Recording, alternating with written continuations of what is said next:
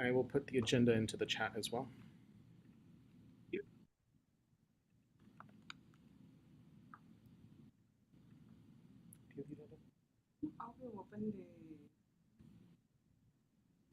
Do you have the document there? No, I don't have. Okay, I can share. Everyone, I'm here. Devin's here. David's excused. Kiyosh is here. Katie's here. And Bianca's here. Okay, so we will go ahead and get started. Wait. Oh, thank you, Nia, for starting the live stream. And if we can start a recording, I don't have I can't hit the record button. It doesn't let me.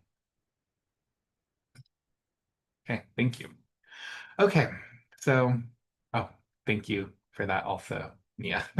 Okay, so let's go ahead and get started. This is GPSA Constitution and Bylaws Committee 46-01. It's Monday, August 10th, 2026, and the time is currently 12:02 p.m. For members of the public, you can join, or you can view the online meeting via live stream. On youtube.com/@GPSA/UNLV/streams. This meeting is only being held virtually. This meeting is being held virtually. If you did want to join in person, you could go to the Graduate Commons in LLB 2141, or again online during the YouTube live stream.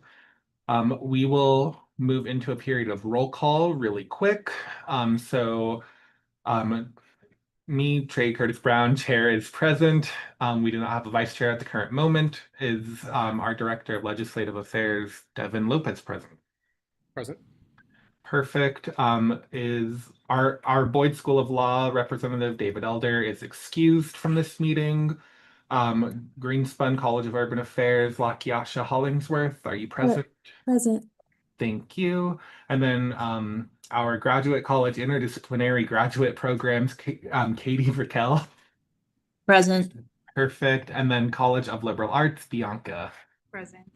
Perfect. Okay, so with all members except for David present, we do meet quorum. We'll move into a brief period of public comment. For anyone wanting to make a public comment, you can call in by phone at number +1 253-205-0468. And meeting ID code is 941-8502-7834, #, or hashtag, depending on your generation. But yeah, are there any members of the public that would like to make a comment?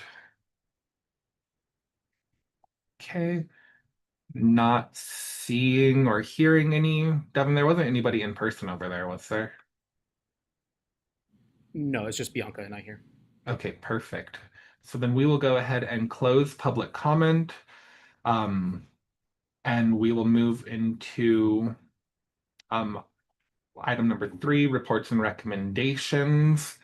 So yeah, jumping into these, President Curtis Brown, I do not have a report for you guys. Just thank you for taking your time going through all the constitutional changes. Devin, you are like amazing, and thank you for doing all the heavy lifting on this. True lifesaver. Don't know what GPSA would do without you. But on that note, does our Director of Legislative Affairs have any report? Thank you for that, Devin Lopez, for the record. Yeah, pretty much just what we talked about a little bit earlier already. Most of the constitutional things that we're going to go over today are basically, if you recall from this past spring semester, the GPSA Council did approve one version of the constitutional reform, but we were waiting at that time for review and edits from the UNLV's General Counsel. So any like legal edits, definitions that we should clarify, things like that. And so that version has been very heavily edited down to make it very clear and concise, so that there's a lot of language that we're just going to move out of the Constitution and into the bylaws. It'll just make it easier for passage and for interpretability, both by the Chancellor but also members of GPSA going forward. So yeah, I look forward to talking about that, but that's really the only major update that I have. Perfect. Thank you so much. And then does our GPSA manager and advisor, Nia, have any reports or comments to share with us? Hi there, Nia Messina for the records. I don't have reports for this committee, but I do want to recommend that when we go over this constitution, are we going to go over it page by page? We definitely can. I think that would be helpful just to bring people up to speed. And I'm going to yield to Devin on a lot of that for help. So if he's also okay with that, works for me. Yeah, Devin Lopez for the record. What we could do is there's like specific comments that I know that we need to address before it goes to the full council. So we could probably start with those and then just do like a very quick summary of everything after that, just to make sure that we do get those questions answered. Okay, perfect. And then just when I was doing a pass through earlier today, I just wanted to also note that when we go through it, I just want to make sure that anything that's really an operational task, we make sure that's just maybe that would be a bylaw instead of a constitutional item, but we can go through. There's just a couple of areas where it was like, we will do this thing and then we will do it online. I want to make sure it's broader language, so that way GPSA has to do this thing, but how they execute it isn't necessarily embedded into the Constitution, because I don't want to pigeonhole future executive boards. Perfect. Thank you. Alrighty. So then, did anyone have any questions for Nia before we close up our reports and recommendations? Or Nia, were you done? Sorry, I didn't mean to cut you off if not. Oh, sorry, yes, no, that was perfect. I just wanted to go item by item just to make sure I didn't miss anything. Perfect. Okay, well then not seeing any other questions. There's no unfinished business, so can I have a motion to open item 6, new business? So move on, Bianca from Liberal Arts. Perfect. So moved by Bianca, and can I get a second?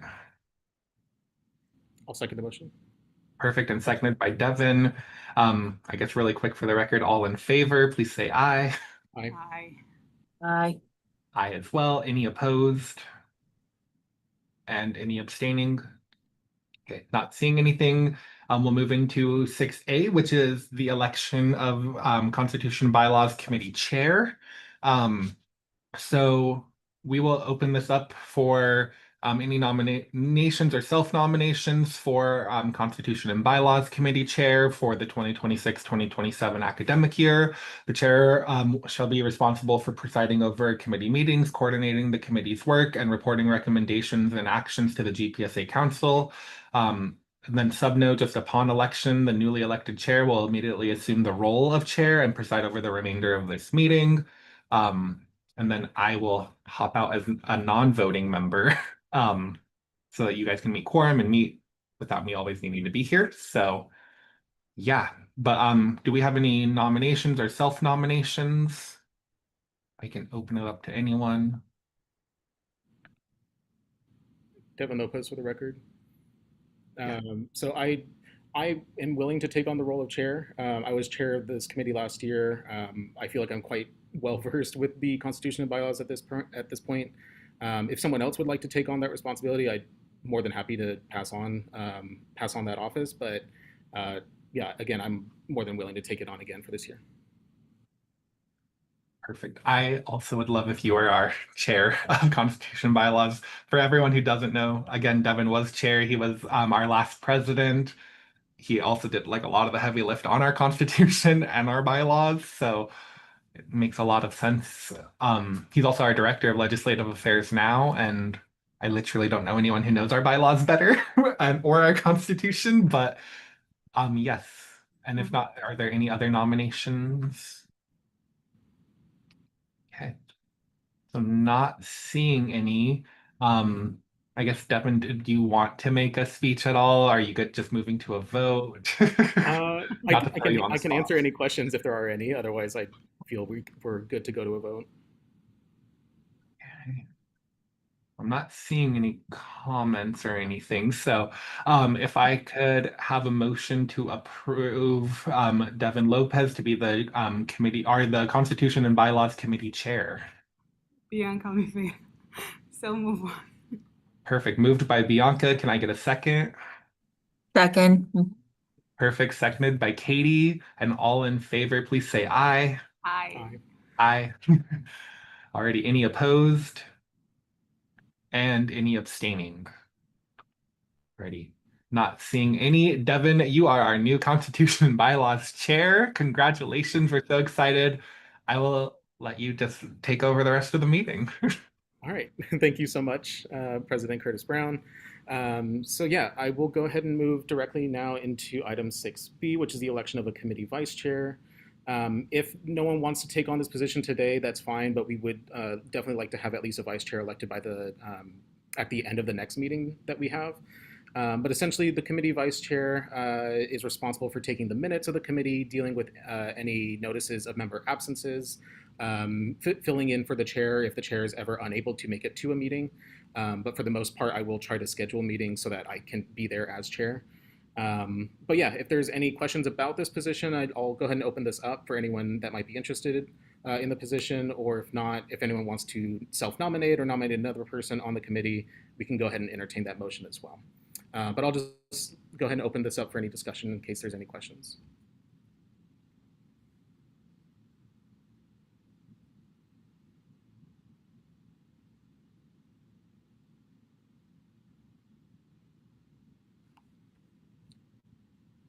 All right, I'm not seeing any. Would anyone like to self-nominate for the role of vice chair or nominate another person to be vice chair?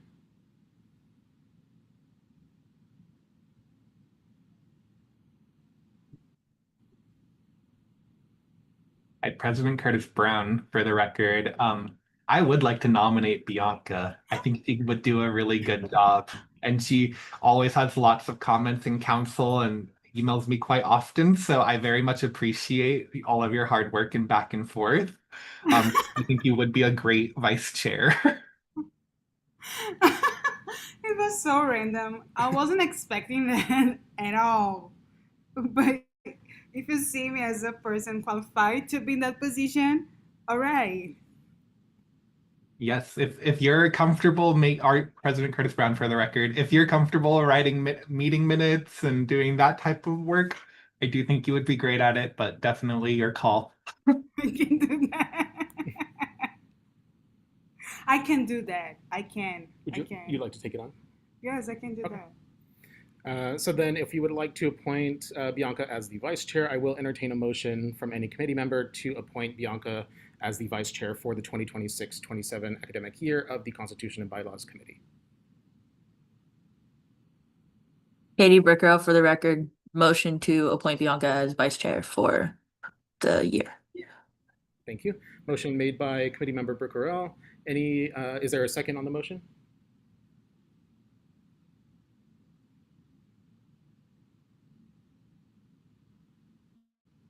Would you like to second that? Second. Okay. Second made by Bianca.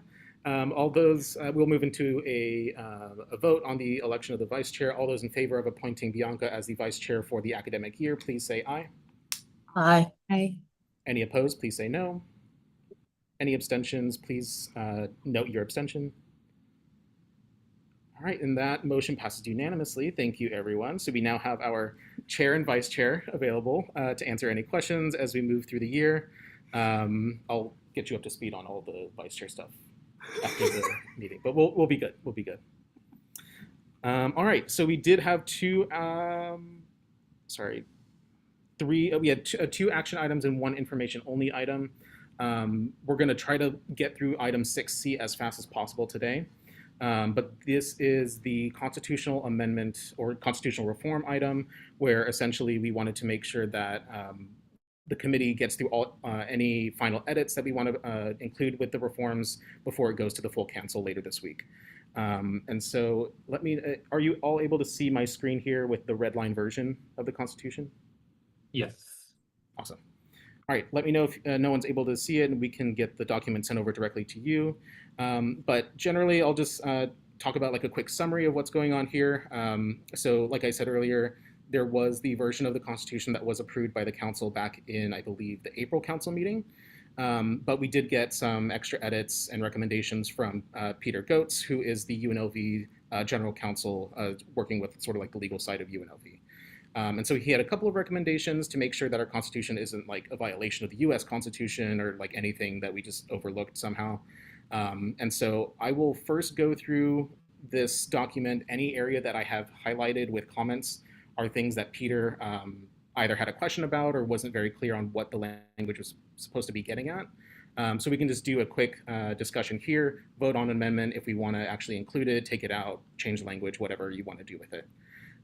But actually right now, in order to just get out of the formality of Robert's rules, I will entertain a motion to suspend Robert's rules for the duration of this item. That way, anyone can just speak whenever they want to speak and they don't have to have full, like, my name is for the record type thing.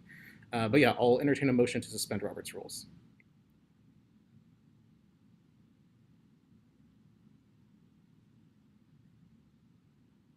So moved. Moved by Vice Chair Martins Oliveira. Do we have a second on the motion?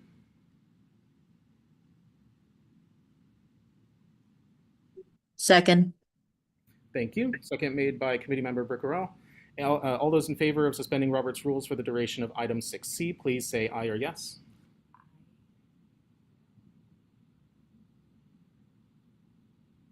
Aye. All those, oh, thank you. All those opposed, please say no or nay. Any abstentions, please note your abstention. All right, thank you. Robert's rules have been suspended. So if you ever have a question as we're going through, please just feel free to unmute, throw a question into the chat. Feel free to interrupt. Otherwise, I'm just going to try to quickly get through all this information. So our first stop on this document, I'll do a quick summary of Article 1. Article 1 basically talks about who the membership is, what the mission of the GPSA is, and how we get the dues and the finances, how we get revenue essentially for the student government. So these, the name, the mission, those are pretty uncontroversial. These are just things we wanted to make sure that the mission was pretty clear and concise, stating that UNLV or GPSA's mission at UNLV is to increase support for research, scholarship, but also to develop a sense of community and camaraderie through social and civic engagement and legislative advocacy. We also note that all currently enrolled graduate and professional students at UNLV shall be members of the GPSA. And in section 4 of Article 1, this is a really big new amendment that we wanted to add to the Constitution that would essentially allow for a direct and streamlined process to increase the student fee that is assessed on our graduate students, the $25 flat fee that we currently pay. Because currently it's just a very long and drawn out process. It's a lot of bureaucratic red tape. It requires Board of Regents approval, whereas this constitutional provision would allow for us to essentially petition directly the Graduate College and the Board of Regents to increase our fee. And it would get rid of a lot of those like years-long processes that are currently bottlenecking the system. But we did have one note here from President Curtis Brown. One provision says that any proposed revision to the GPSA graduate special fee shall not increase more than the equivalent of the most recent HEPI percentage available, and in no event exceed 6%. Yes. I guess the question for the committee is, oh, sorry, did someone? Oh, sorry, I was just gonna say, sorry on that comment.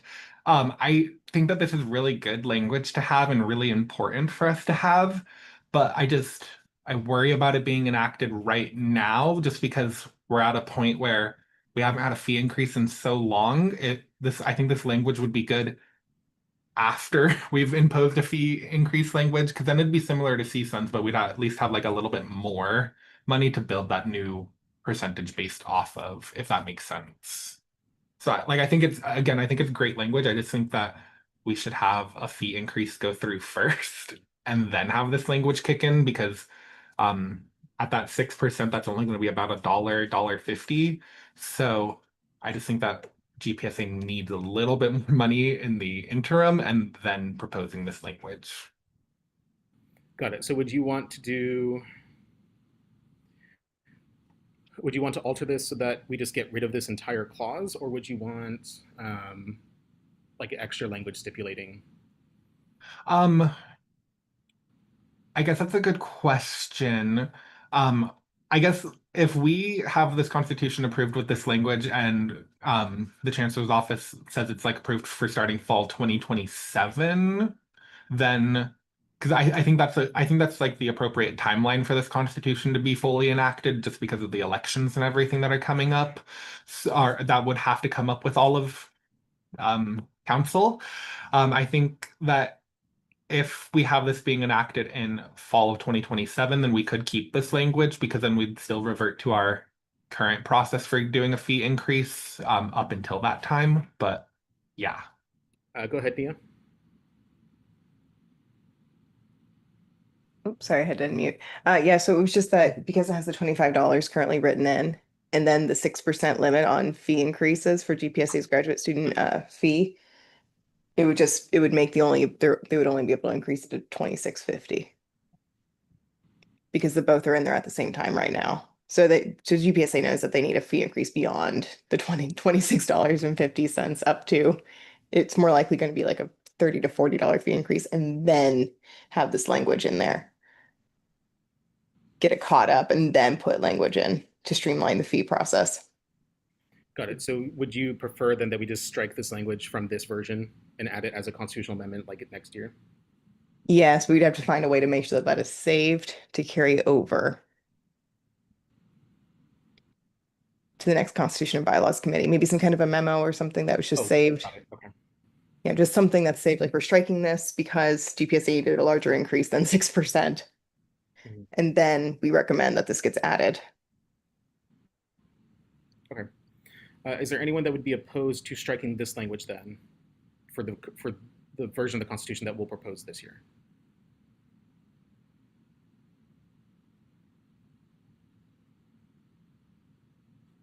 All right, going once, going twice. All right. So for now, we'll just consider that struck. We'll take a big motion to approve all the edits in one at the very end of this item so that we don't have to vote on every single one. But that'll be the first official edit that we make here. The next highlight that I have. Sorry, Devin. Oh, I go ahead. apologize. On in that same area though, for section 4, subsection B, if we are proposing a fee increase, do we want to leave that assessed at a flat $25 fee for each semester? Or does that matter at this current moment? Because if we're going to propose a fee increase and then it gets approved, then our constitution would not be matching that because it says the $25 fee.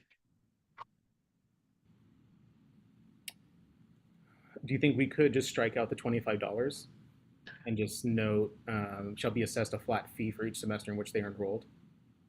Yeah, I think that would work. And then maybe if we could maybe add like a word saying like a flat fee for each semester in which they're enrolled, labeled as the GPSA graduate as posted on the website, so that students can see like the fee will be like, $25. And then if the website updates. There is sorry, Nancy Christina, for the record, there's just that there's section 4, section D. Section 4D, you're saying the current GPSA special fee shall be published in a prominent location. I just don't want to Oh, put perfect. I don't want to put specifics on where that posting is because I don't want to restrict people because that could be a bylaw. This is going to get posted to the website, but we can't predict. Maybe holograms become a thing 5 years from now. Who knows? Okay, then yeah, I'm good just striking $25 if everyone else is okay with that. $5. So then the new language will be students of UNLV should be assessed a flat fee for each semester in which they are enrolled, labeled as the GPSA graduate special fee under the Board of Regents policy. I feel like that covers our bases and at least will direct people to where they need to look for fee would be published. All right, any objections to that striking $25? May I ask a question? Go ahead, yep. Is there a maximum that each student is charged, or did I miss that in the wording? I saw 6% somewhere, but I didn't know if that pertained to this or not. So the 6% provision would only apply to increases in the flat fee. Currently, GPSA does, in comparison to like our Reno counterpart, GPSA only does a flat fee of $25, whereas Reno does, Trey, you might have to remind me, I think it's like $15 per credit hour. Yes, it's somewhere right around there. Okay. Yeah, so ours relatively would be cheaper than the UNR, but we don't have any provision that actually says that like the fee can't go above. That's what I was asking, and if that would be an issue then for other students moving forward.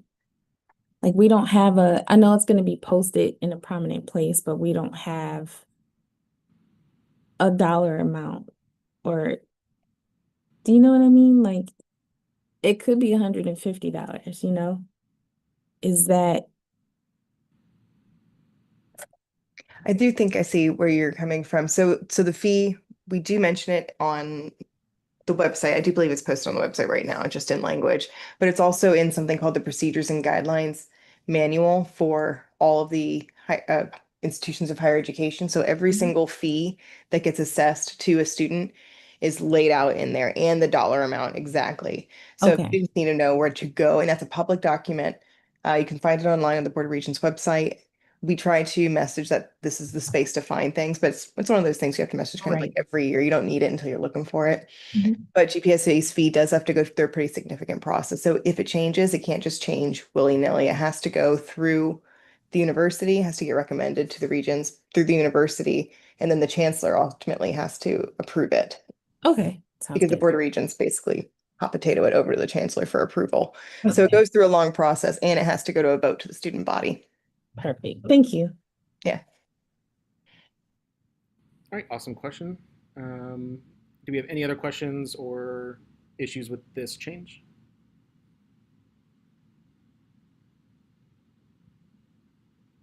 All right, seeing none, hearing none, I will go ahead and move on to our next question. Articles 2 and 3 specifically split the GPSA Council and the Executive Board apart.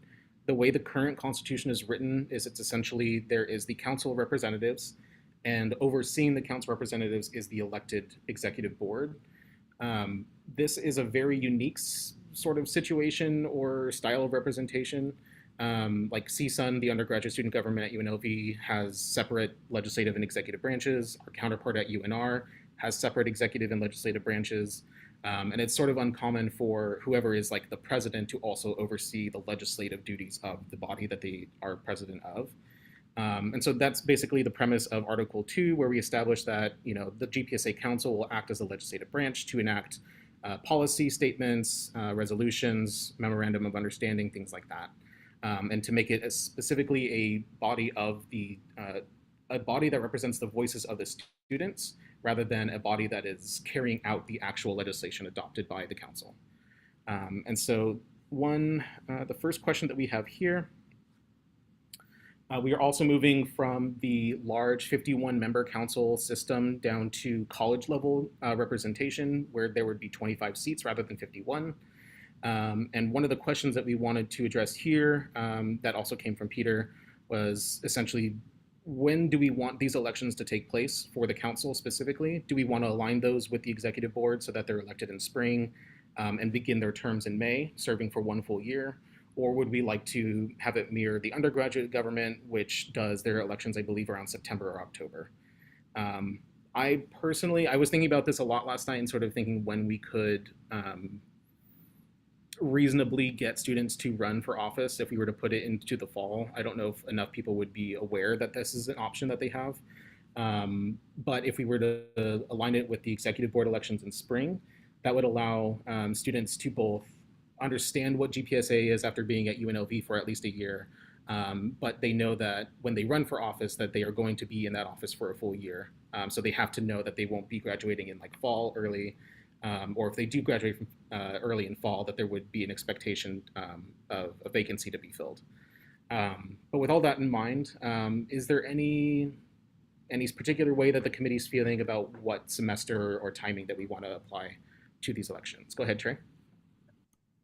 Yes, so I guess I was also thinking about this, and I know we talked a little bit about it at retreat. I guess like my only hesitation to doing it at the same time as executive board and holding it in the spring is that that's going to require like a lot of like administrative overhead, especially like thinking of like Nia and her role. I feel like that's just like a lot to handle in the spring because we also have research forum going on at that time. We have a few other like larger ticket things happening all in the spring already. I just worry that like I don't want anything to slip through the cracks or something be missed, but I guess I don't know how this would work. I also question like I know you said like mentioning like people joining, in after their first year if they were technically waiting until the spring semester, but I just worry like with master's students being only 2-year programs, like I think it's different for undergrad because like undergrads have about 4 years here. master's programs are only 2 years, so like they're already like their first half of their program they wouldn't be eligible technically to run. So I'm wondering if we're like cutting ourselves off or like making like a chokehold of timing for people to actually be interested and be involved. Yeah, if that makes sense. Got it. Yeah, I see what you mean there. Would it, Like, yeah, we could do something that it's election should be held no later than September so that the new council can be sworn in and take office at the October regular meeting of the council. Because usually, yeah, I think executive board elections it's only about like a 4 week turnaround from like opening, like the filing opens, filing closes, actual election, and then certification of the results. That's only about like a 4 to 5 week window. Um, um, oh, go ahead. sorry, I was gonna say I like that. And I guess I would like to have a little bit more like specific like dates almost, because if we say like by no later than or the end of September, then like there will be points where some like if we have elections, say this year September 1st, but then next year it's September 15th, one group will have a longer election period and another group will be shortened. So I think like here we want to have like our officials will be elected by like the last Friday in September or something just a little more specific. Because then like we don't have to put an actual number because if we say like September 25th, that's a Friday this year, but next year it could be a Sunday. So might make more sense to Yeah, we could tie it. Nia, if you could remind me, is it usually a full week for voting? Like, is it a Wednesday to Tuesday? Yes, it is. It's 4 academic days right now in the elections. So for right now, if council was on Thursdays, it would run for 4 academic days. So Friday, Monday, Tuesday, Wednesday, and would end at 5 p.m. on Wednesdays. 4 days. For executive board officers in the fall, and that's usually it's right after the April council meeting. So typically in the first or second week of April. So the Gotcha. point that Trey's flagging is that we really should think about what that process should look like and make sure it's not overly heavy because we have the research forum in April. We also have officer elections in April. And then we also have budgets are due to the university in late March. So if we're building up council elections into this, we just need to figure out what that process is going to look like. And the biggest part, especially with this being a change, is a lot of departments are going to have to change possibly their bylaws. A lot of folks might have a handbook or a departmental bylaw that requires a council election. So if we're going to make this shift so that they have different people in fall of 2027, folks are going to change their operations in spring of 2026. Departments will. So the messaging behind this has to be really clean. And so we need to know what we want what our process is going to be so folks can adjust accordingly. I like what Katie suggested in the chat. Can it be based on the first GPSA council meeting to make it part of the wording? Yeah, we could do something like the day following the first September council meeting, polls open, and then are concluded 4 academic days after. Would that work? Sorry, can you give me like dates? It does not compute. Well, so the problem is I don't think we want to put a specific date because if it could accidentally line up with like a weekend or something. We could say by X date. Yeah, we could say representatives' terms of office shall be once. You could do like elections or take place following starting on the day following the council meeting and close. So the new council, who do we get in there? Well, because that means their term would start in October, right? Mm-hmm. Well, that's the way that CSUN does theirs.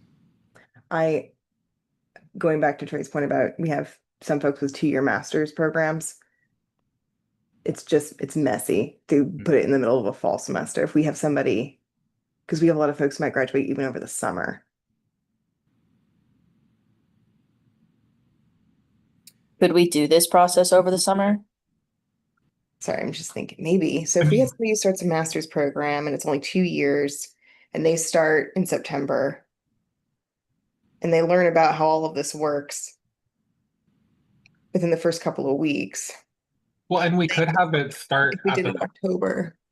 well, we could have it start in August also, but we would just have to like market it because I think one we'd have to market it really heavily in like May so that people would have interest because it's like to your point, Katie, like we could, but the issue is that students kind of disassociate during summer. Mhm. So I think just like getting people to actually open an email and read about an announcement over a summer period, especially if their program is like cohort based and they don't have summer courses, it's going to be very difficult to get any buy-in or responses. That's just my personal experience. I could be wrong, but Yeah, no, you're absolutely right. But like, could we like start the process over the summer and say like, hey, starting in August, like when this first week of school is like, because people have come back, especially like new students, as I know we're talking about master students being here. It's like they've had their orientation. If we like ask department chairs or whoever is in charge of that, like, hey, please make this known to your students. And then we are going to be hosting elections like first week of September or something like that, like before the September council meeting. Like technically, we might be able to squeeze it in, but I know that's kind of a reach. I mean, I think it's if the September council, sorry, Nancy, I'm saying for the record, if the September council meeting is held after Labor Day, like the 3rd week of September, I think this is realistic because that would give us 3 weeks of students being back to school. yeah. So then It would just be a lot of messaging. But then when do we take nominations? Do we start taking nominations? in May. You could say that like the filing deadline or filing for representative elections. Could we say like just the first day of the semester that portal will open? First day of fall semester. Or that it would close? Because we could keep it open all summer. I'm not going to look at it, but like people could file. Well, I think why we would want to do it starting like when the actual semester starts is for those like master students that would get here and like learn about what GPSA is in those first couple of weeks.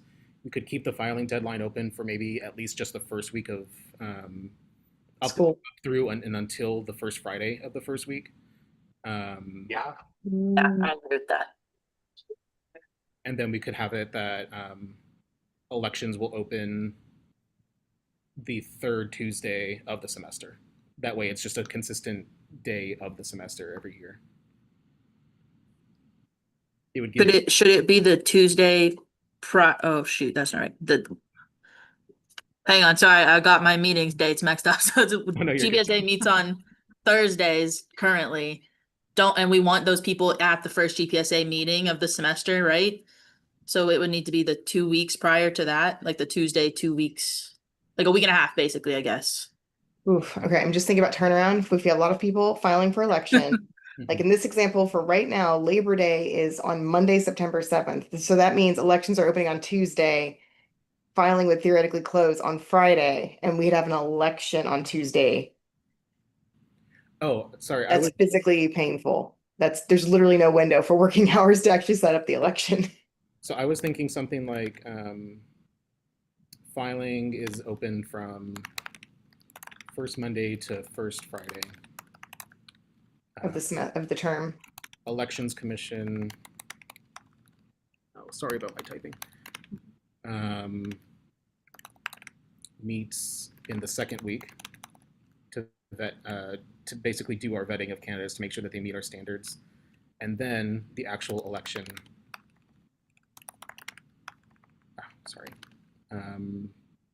Runs from 3rd Monday of semester to the 3rd Friday. So that way it's just like in week 1, it's filing, week 2 is elections commission does their vetting, and then week 3 will just be the elections. And then that way we can guarantee that we will have certified election results before the October council when those new representatives will take office. And I mean, that's also helpful because like first week of school is typically the last week of August. Mhm. And then elections commission, you're right, could work the first week of September.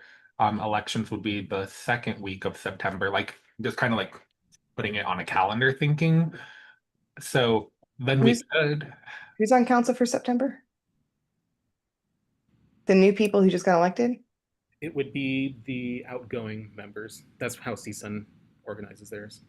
The only issue with that is that we're gonna have people who graduate that summer. So if we're asking them to serve a term October to September, it captures a group of people who are not going to be available that semester. It's just an awkward timeline for grad well, students. I'm thinking we use this though, and we have like the new members be sworn in the September meeting, and then maybe we make a bylaw that says due to timing of elections, the September meeting will be held during the last week of September.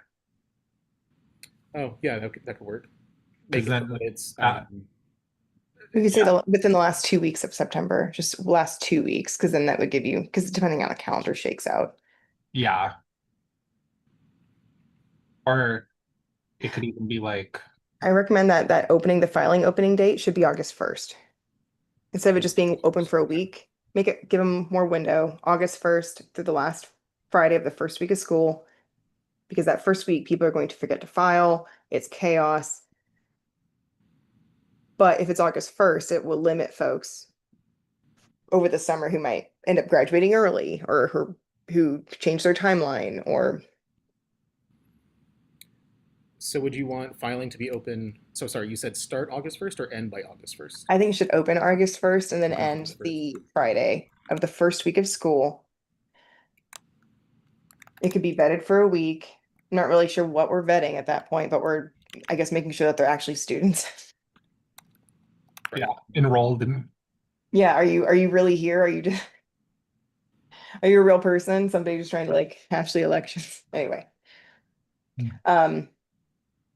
And the eligibility requirements would have to be that this would all go to the bylaws. I think all of this would go to the bylaws. I think the elections specifically, I think the dates like August 1st. Yeah. I almost think a lot of this maybe goes to the bylaws. Like maybe we should say that the filing, I have a question.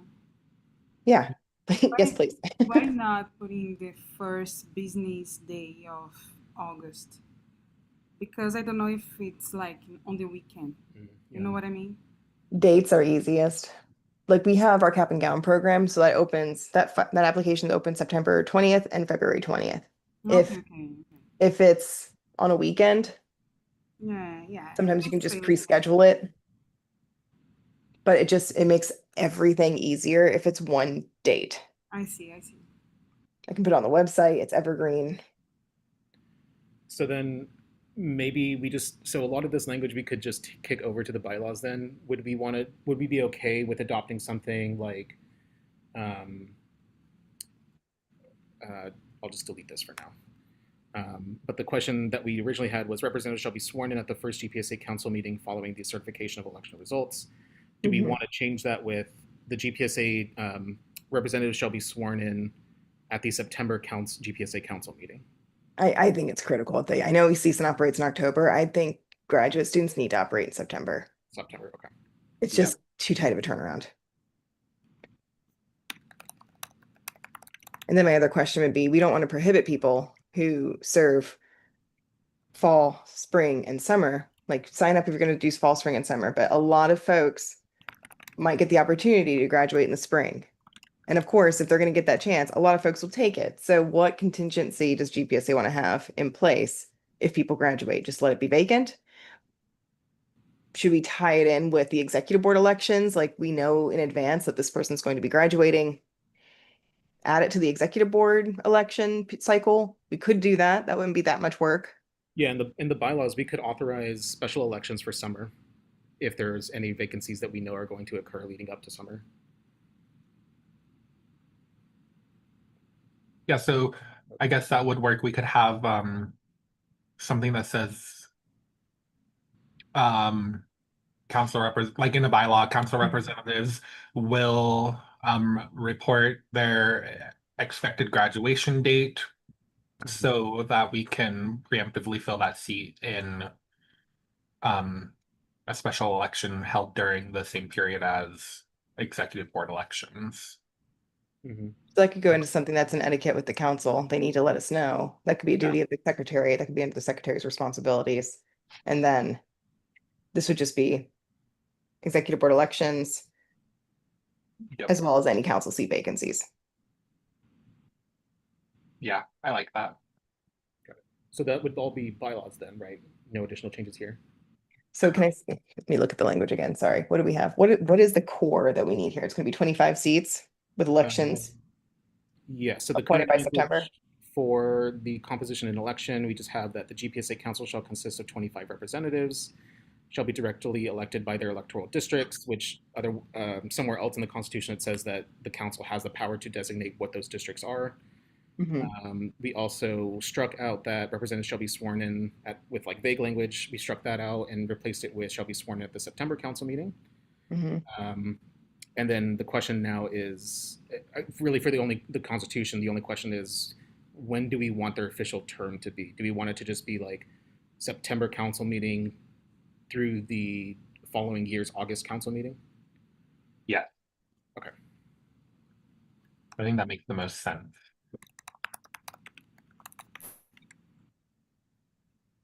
Oh, so at the September council meeting.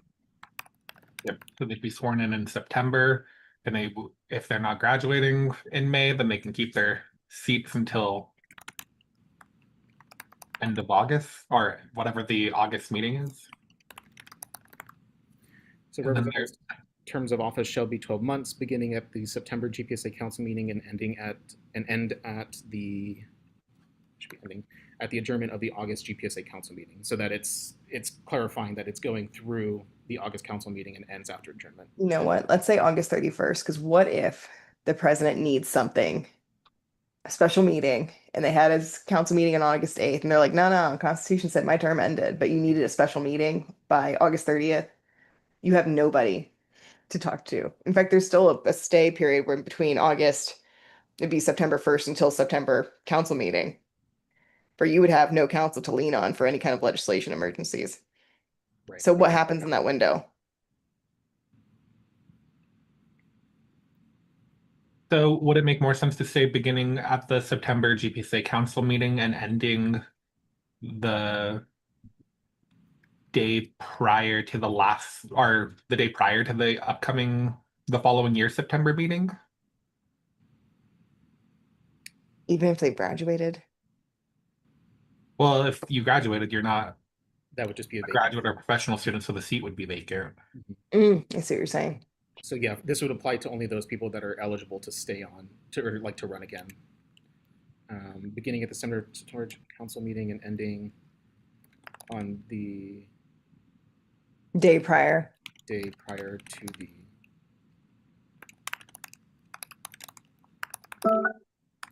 Yeah. All right. Okay, I'm glad we were able to get You make a to. point. Is there Huh. language in here that if a student graduates, that seat simply becomes vacant That'll be a bylaws. during their term? That'll be a bylaws issue dealing with vacancies. Perfect. Okay, great. The only vacancies we deal with in the Constitution are for the executive board. And then fulfillment of the seats, I do think how that apportionment works, that should be in the Constitution. Peter struck that. It's in the US Constitution. Yeah, so what Peter did is he instead of having like the actual breakdown of how the seats are distributed in the Constitution, what he said is that in the Constitution it should be, sorry, there's a lot of them, to prescribe electoral districts and the time, place, and manner for election of the representative. So it's basically saying that the Constitution authorizes the council to adopt bylaws relating to elections. To prescribe electoral districts and the time, place, and manner for election of the representative. Okay. So then that'll give us some leeway once we actually get to the bylaws, like part of this project. Okay. Cool. So that's where it's at. Regarding the Will we send these this language just back to Peter to see if he wants to make it more legally, if there's a better way of phrasing something, or do we want that step? Well, most of these are just this language is just clarifying the questions that Peter did have. So Yeah. we could, but it's going to go back up to the council again this Friday, or this Thursday and Friday. For informational.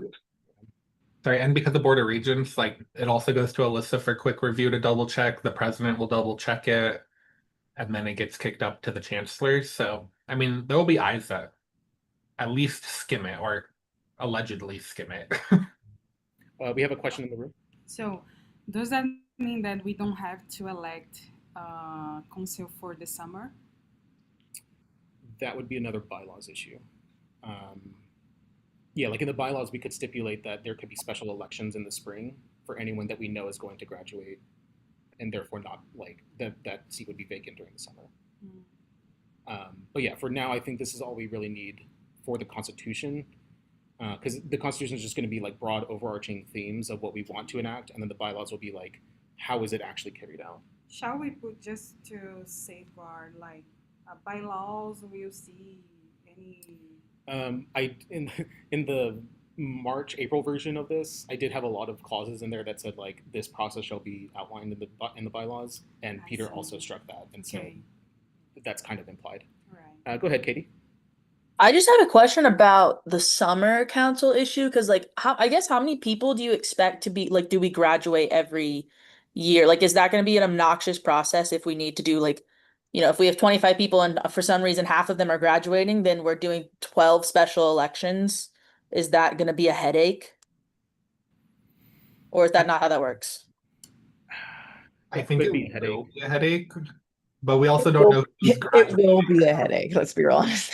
One seat's gonna be a headache, but go ahead, guys, sorry.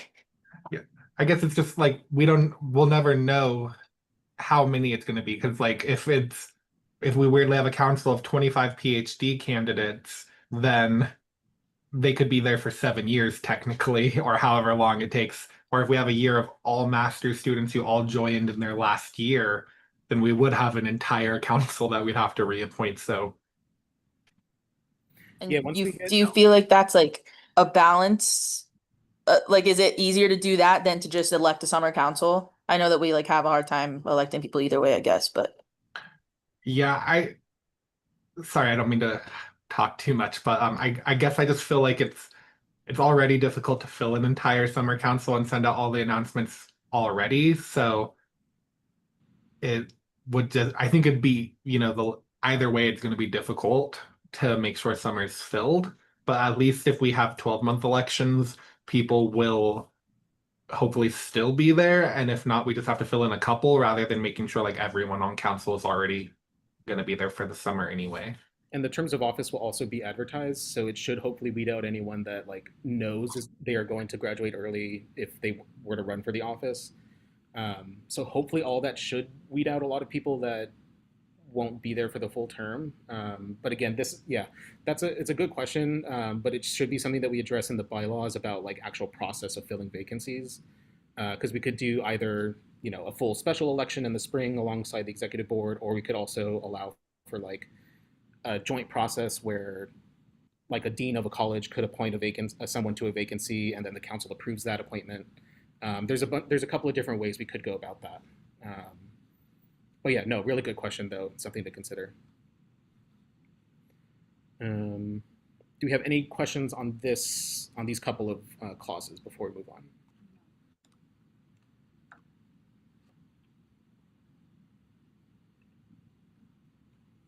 All right, seeing none and hearing none. Thank you all for your questions and your input. I really appreciate all of your comments. Another quick thing that I just want to pose to the committee. So Peter mentioned, so this is actually a clause that was written into the original 1989 Constitution that says, GPSA can't violate the US Constitution or statutes, the Nevada Constitution, blah, blah, blah, all the other statutes.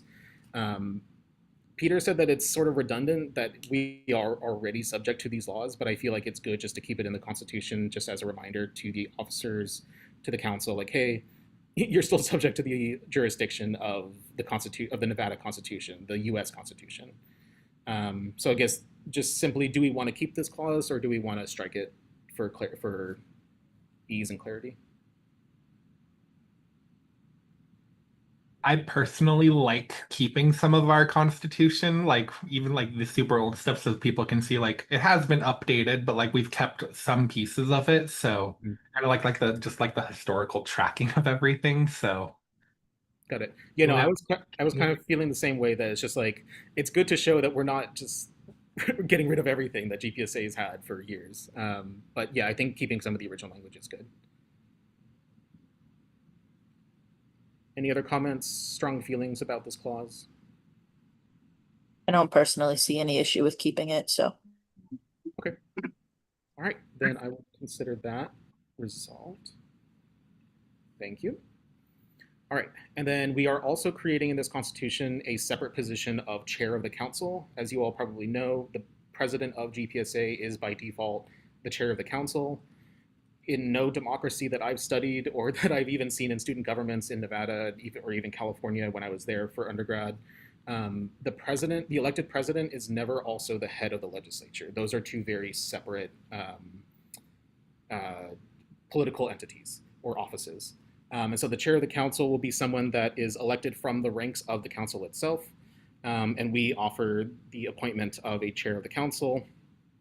And so in section 5, the question here is, do we want to align the appointment of the chair with the actual election of the council? Because if it's going to be a one-year term as chair, then I would assume that they would have to be appointed after those members are elected in September.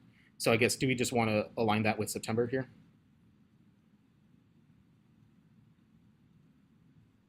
So I guess, or sorry, Katie, I see you unmuted, so you first. Oh, it's okay. This is kind of a dumb question. I was just gonna kind of ask for clarification on the difference between what the chair is responsible for.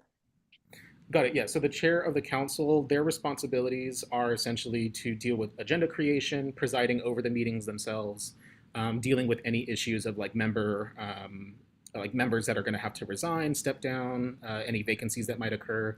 It's essentially like a procedural position that deals with a lot of the back end stuff.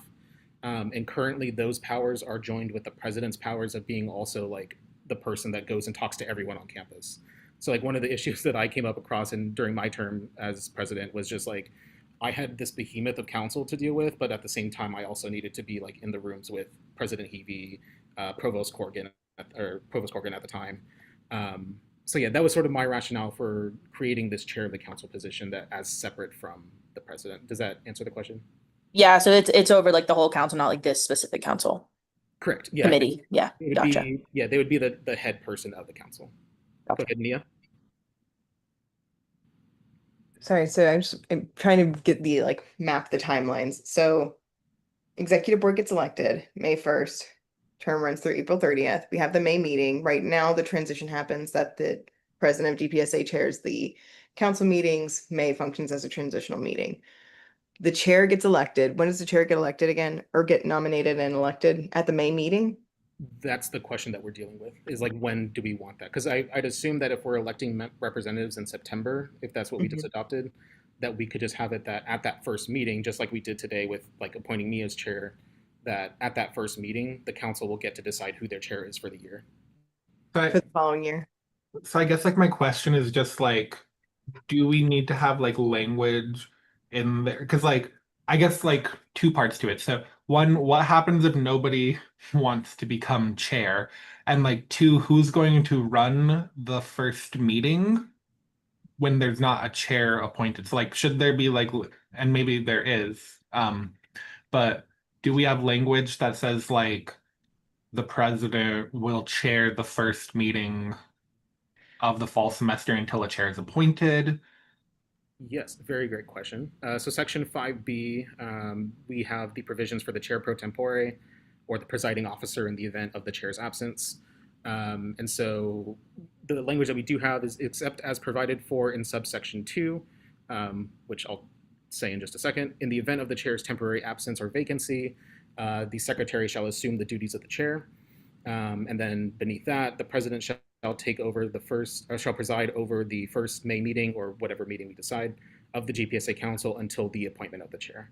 So that does cover our basis for like when there's no official chair in that position. Here's honestly, why don't we do this? Because the president at this point won't have any practice in being chair of the council at that point. Why don't we just go ahead and say that their term goes till April 30th as the official chair? After April 30th, the current chair simply becomes the chair pro tempore. So they'll still chair the final May meeting. They'll still be in that practice. It'll be a smoother transition for everybody. And you have to establish the chair again. It's open to election. So the same person stays in that role. Their title, that ends on April 30th. Their new title as of May 1st is chair pro tempore, and then it requires that position to be Well, the only elected again. issue the only issue with that is that the chair pro temp is the secretary. So there'll also be a new person because elections for secretary goes through. I'm saying that the chair of the council, the person who gets appointed. So it says the appointment of the chair shall occur at the first May meeting of the GPSA council, and it runs till April 30th. So I'm saying that the person who does get appointed as chair on May 1st, their title simply changes to chair pro tempore. Sorry, I think I should have clarified the question better. Okay. So the question that we should be addressing is like, when do we want the actual term of office for that chair to be? Because in the original version of this, we had May as like the timeline for when for new representatives would be elected. Mhm. But with the change to September, could we just have it that the Mhm. the chairs appointed in September following the representative elections, and that their term extends all the way through with the rest of the council until August 31st? Sorry, I need to like map this out in my brain. What? I mean, So we're going to have two separate types of elections going on. We have in spring, we have the executive board that's on a separate calendar and schedule and everything. The representatives we just decided the filing will be in August. The actual elections occur in September. Mm-hmm. Immediately after the September elections, once those new members are sworn in, at that meeting in September is when the chair will be appointed or elected by the actual members, the representatives that were just elected in September. Mm-hmm. And then we could have the chair's term of office go all the way until August 31st. And then the provisions of Section 5B right here would apply just for like those 10 minutes in the September meeting where we just need to find a chair. It'll just be presided over by the president for a couple minutes. So their appointment is, sorry, so the chair's term shall immediately commence upon appointment and ends on, so the line where it says ends on April 30th and section would 5A1 be updated. AI. That would be changed, yeah. Got it. Sorry, I was thinking that was still, okay. So we're Sorry, saying I it's should going have to change on clarified. August 31st is what we're saying. Yeah, we could change it to where it's occur at the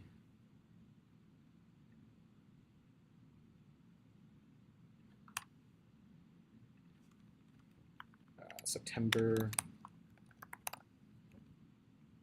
The appointment of the chair. So the appointment of the chair shall occur at the September meeting of the GPSA Council in which representatives are sworn in. And the chair's term shall immediately commence upon appointment and ends on it's 31st, right? August 31st. August 31st following their appointment. And then Section 5B would kick in that in case the chair, graduates over the summer, secretary would fill in for the time being, and then the president will be the one that simply presides over that first. If the chair's seat becomes vacant, they take a leave of absence. So it just becomes vacant. Right. Yeah. So chair pro tem. Sorry, I'm just reading. Provided in subsection 2, in the event of the chair's temporary absence or vacancy in the office of the chair, the secretary shall assume the duties of the chair and the president shall preside over.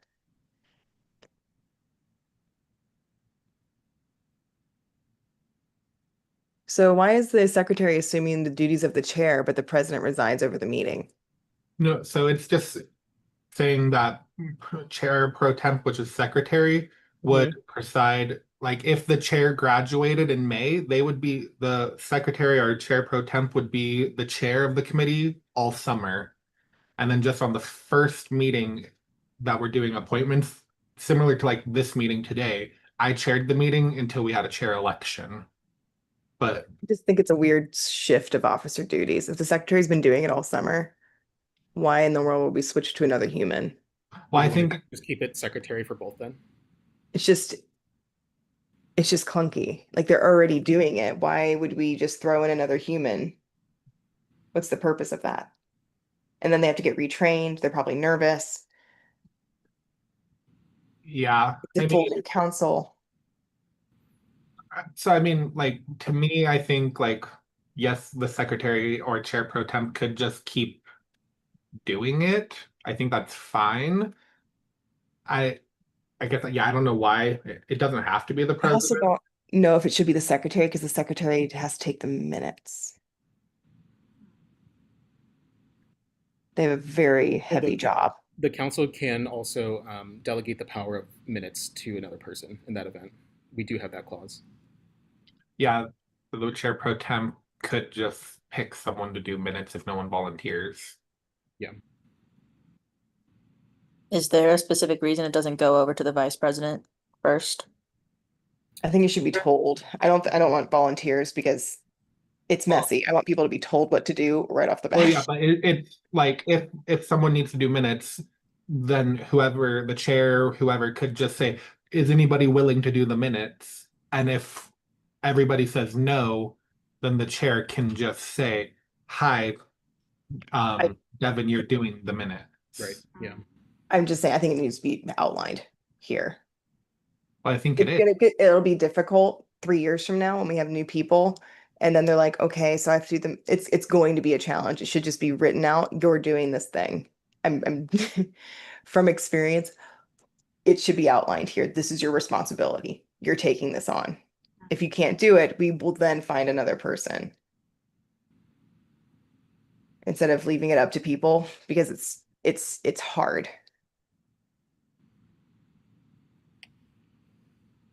I I generally prefer more broad language in a constitution because if we were to stipulate specific people to do it, they can still refuse it. And then what happens in that scenario? So If, actually that if goes it back to like goes if it Katie's goes question. automatically to the person that like the secretary designates to take the minutes and that Mhm. person just says no, then what happens? I understand what Nia is saying because she's looking to long term. Like we are writing, Mhm. but we are not here in 3 years. And the law that we are writing right now, Mhm. it's like for a long term, right? So I Mhm. think it's important what she said. Like the secretary's role right now is to do minutes, and minutes are extremely important. And so now we're giving them double duty of minutes and chairing the meeting, which is no deal. That never works for folks. That is just not fair to put that on a position. And so right now we're writing it to do that. So would you feel better if we just wrote a line that said, um, in the event the chair pro temp is fulfilling the duties of chair, they will appoint someone to do minutes? I would almost rather just take it off the secretary and give it to another role, like the treasurer or the vice president. Well, I think because again, like to your earlier point though, it doesn't make sense to keep looping in more and more people. So I think the easiest thing to do would just say in the event the chair pro temp is fulfilling the duties of chair. God, I hate to say it, but like the president will just assist with taking minutes. I think like keeping it with just a couple people. Is there any particular reason we're sticking with the treasurer on line section 5BI? Secretary? Yeah, why was it the secretary? Just out of curiosity. Just because I don't think that that should be a duty that the president has to be chair of the council anymore. Can I It's too much for a suggest? president to deal with. I agree with that. I totally agree with that. And I also, can I suggest the treasurer instead? Okay. The treasurer shall assume the duties. So you want the treasurer to be chair? They should be more than capable. They're one of the elected executive board officers. If the VP was gone, they would take on vice president duties anyway, and that's a heavy. Well, I mean, in that logic though, don't you think we should just say the vice president shall assume the duties of chair? Like I know they have sponsorship to deal with, but It is because I It'll know be that more I in know the vice line- president roles has so much work to do.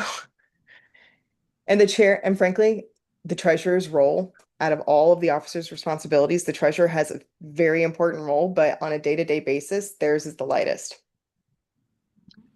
I mean, yes, I just feel like people who run for treasurer aren't looking to chair meeting. Like that's like my mindset is like people who run for president and vice president are looking to be okay with chairing meetings. Secretary, like it makes sense. Someone who's looking to come in as a treasurer role, I just don't think are ever expecting to fully run an entire council meeting. Like I feel like they're very much interested in the numbers side of GPSA, not the legislative help run things in continuity type of stuff. And our duties also state that the secretary is the parliamentarian of the council. So that was mostly my reason for putting the secretary in charge as chair, or being the chair pro tempore, is because they're already expected to have mastery of or not mastery, but at least a good understanding of parliamentary procedures, that they should be able to just immediately step into that position and run. But in Robert's rules separates these roles intentionally. They have somebody chairing the meeting, and then they do have somebody else who's able to basically make sure the meeting stays on board. If you're trying to chair and make sure that people get equal time, but there's a mistake that happens, to be able to jump in and say that as the parliamentarian and the chair at the same time, it is a very heavy ask to have somebody be able to do all of these things. Or what about, I mean, we have an attorney general. What if we have, like in this case, like in the duties of the attorney general, they hop in to assist with minutes? Because then the secretary can still chair the meeting, and whoever the appointed AG is could be responsible for We overall also, I will also say that we have a provision later under the duties of the president, that if the secretary is unable to carry out the duties of the secretary, which I feel like that would be a good application where the secretary would be chair but can't take out, or they can't carry out those other duties written in the Constitution, the president constitutionally has the power to just assign those duties to whoever they want. Or the president, if the secretary is vacant, the president takes on the role of the secretary. Right. So it would default to the president, where the president gets assigning, like they can appoint someone to take on those duties already, and they could take it on themselves if they feel like they're fine with that. But it would give the president pretty much the power to decide that issue. So here, let me. Why don't we say that the secretary shall assume the duties of the chair and the president shall assume the duties of the secretary? Yeah.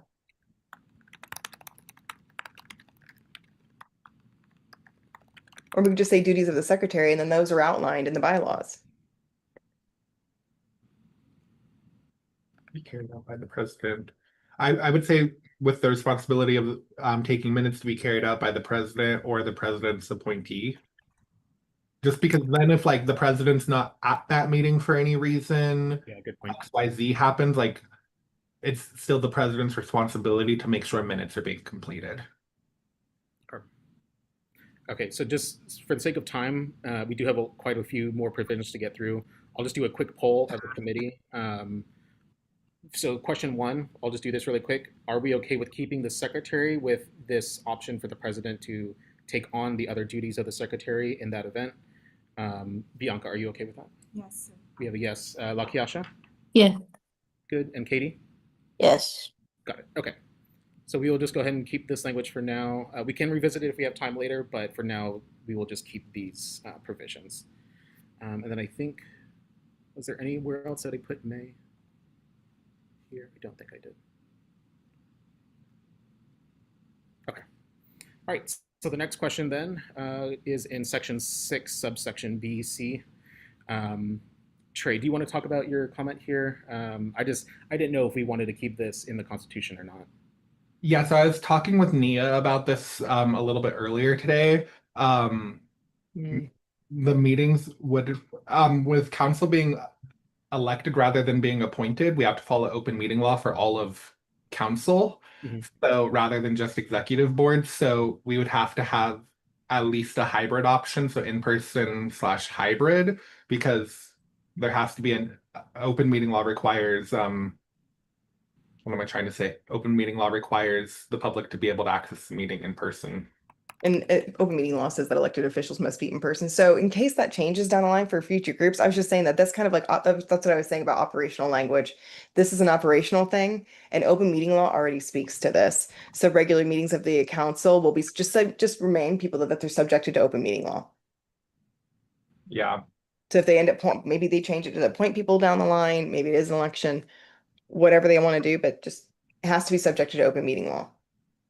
Okay, so then we would be fine with regular meetings of the GPSA council, or just, I'll get rid of regular, I'll just put meetings.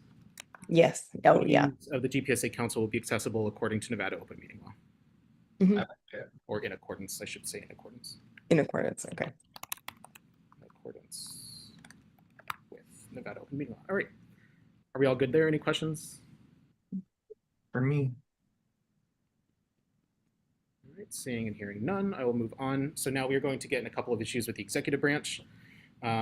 The first one that Peter strongly suggested in his edits was changing the number of voting members on the executive board.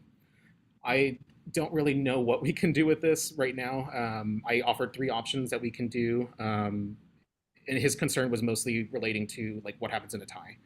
I think our bylaws state that if the executive board ties, it defaults to whatever the position the president voted for. So if it was like 2-2 with the president voting yes, then yes would win in that scenario. I feel like that system is generally fine because the president is the one that leads the mission of the organization anyways and should have sort of like default say on a lot of matters. But I'll just leave this open to the committee.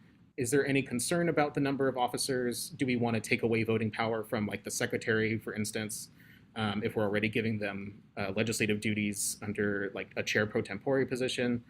So we could designate the secretary as ex officio non-voting, but still elected by the student body. Our second option would be to identify a 5th officer that would be elected by the student body. I was thinking maybe like an attorney general could be elected, or we could just simply do nothing. We could leave it as is, just keep the 4 voting members, and then have the default to the president's position in the case of a tie. I'll just open that up for any questions or comments that you all might have. My question is, have you ever ran into an issue? I mean, as far as I've been here, not with the executive board, but I'd imagine there could be a situation where a tie occurs, or like a constant tie occurs. I guess like I will say I'm not a fan of number 1. I don't want to take any powers away from the secretary, just because they are elected by the student body. So I don't want to lessen what they can do. Right. I also don't like. I'm kind of on the mindset of do nothing and leave it like default whatever side the president was voting on. With what you were saying, Devin, I kind of like that only because like if we take voting power away and there's only 3 people, then there's always going to be a walking quorum of any time the president talks to anybody. Like, oh, that's true. Yeah. Like there will always be 2 people, which is a majority of the voting power. So that doesn't really make sense because then I'd have to have a special meeting anytime I wanted to talk to the vice president, and everything would need to be scheduled and recorded a little more appropriately. So yeah, I strongly would vote against that. I don't hate the idea of electing a 5th officer, which I think should be the attorney general position, but that's just like another person to worry about a seat filling and during elections and everything. And we've already had times where we don't even have a secretary elected or we don't have a treasurer elected. So adding in one more person would just not be fun to me. Like, so I'm really in the mindset of do nothing and it defaults to whatever side the president was voting on. Yeah. No, I'm just overthinking here.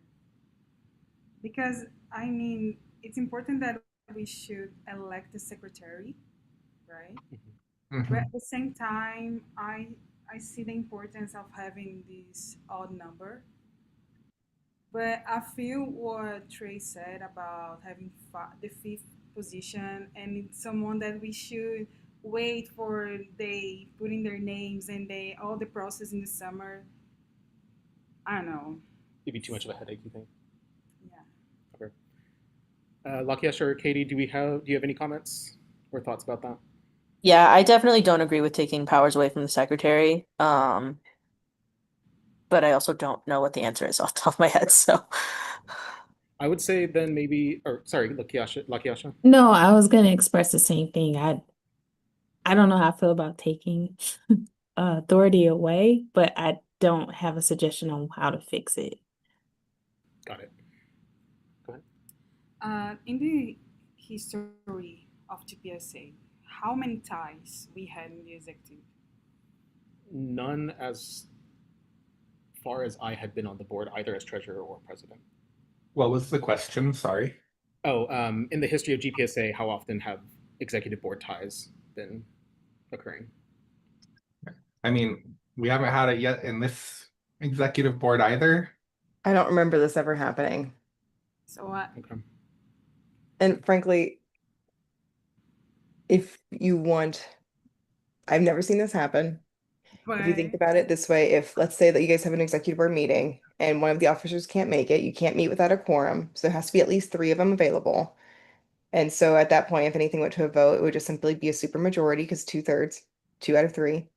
Same thing with a board of 4. It just means everything has to be a supermajority, which would be 3 of 4, which isn't the worst thing in the world. And if there's bylaw language that says if it's truly an adamant tie and it can default to the president, it sounds like this issue's been handled.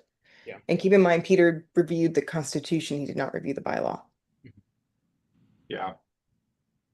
Yeah, and a lot of his recommendations were also just like kick this over to the bylaws. It shouldn't be a constitutional matter. But this was just a question that he had, like, what happens in a tie? So it sounds like we are all sort of on the option 3 of just do nothing right now. yeah. That we're sort of fine operating as we have been. Mhm. Yes. All right. Unless there's any objection to resolving that, I will go ahead and move on to the next one. Later on the President's Cabinet, we are officially adding this to the Constitution. These are the division directors, like the Director of Engagement and Outreach, Director of Legislative Affairs, as well as their deputy directors who are second in command to those divisions. Peter just basically recommended that in addition to the language we did have already, that we add this clause that says that in order for the president to fire someone, that the president must transmit an executive order with the reasoning for removal to both the executive board and the GPSA council for such removal to take effect. Actually, that should be chair of the council. Sorry, I was doing a lot of these edits yesterday, and some things come to my mind right now. Yeah, so that's basically the change, is that there just has to be some type of trigger language for that firing or removal to take place. Is there any stipulations or changes we would want to add to that? Should No, just mention that the responsibilities of the divisions will be outlined in the bylaws. Any clause that I had in there originally that said like this will be outlined in the bylaws, Peter just deleted, and he was just like, we don't really need that because it's assumed that Okay. that process will be allowed. So go to the bylaws. Oh, so if it's not clear, then check the bylaws and then move on. Okay.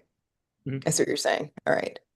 Because I just want to make sure it's clear that these division directors are the directors are able to make decisions on behalf of the association within the scope of their division.